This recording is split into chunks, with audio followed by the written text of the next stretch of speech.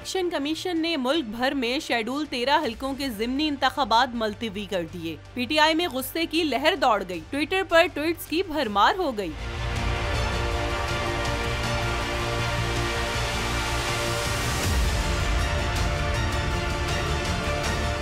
फरूख हबीब ने सवाल पूछा, इलेक्शन कमीशन बताए फैसलाबाद, मुल्तान, खानेवाल, भावलनगर, शेखुपुरा, ननकाना, कराची, चारसद्दा, पेशावर, मर्दान, करम में कौन सैलाब लाया? इमरान खान की मकबूलियत से खौफजदा होकर भाग गए हैं। छुप छुप कर कार्रवाइयों से मुल्क का फायदा नहीं नुकसान हो रहा है। फवाद चौधरी ने इलेक्शन कमीशन की खबर शेयर करते हुए लिखा, भाग गए। असद उमर ने ट्वीट किया, तमाम कौमी और सूबाई असम्बली के ज़िमनी इंतखाबात मुलतवी। खान की मकबूलियत के खौफ से हुक्मरान खौफजदा हैं। हम्माद अजहर ने लिखा, 12 जमातों की इलेक्शन से फरार इख्तियार करने की कोशिश है। अवाम का खौफ इनके आसाब पर तारी है। उस्मान डार ने रद्द-ए-अमल देते हुए कहा कि मुल्क भर में इमरान खान की मकबूलियत का सैलाब कंट्रोल से बाहर होने के बाइस 13 हलकों में ज़िमनी इंतखाबात मुलतवी। याद रहे, इलेक्शन कमीशन ने ज़िमनी इंतखाबात मुलतवी करने की वजह सैलाबी सूरत हाल बताई है। इलेक्शन कमीशन का कहना है कि कानून नाफिज करने वाले इदारे सैलाब के रिलीफ इक़दामात में मसरूफ हैं। इंतखाबात की आइंदा तारीख का ऐलान बाद में किया जाएगा।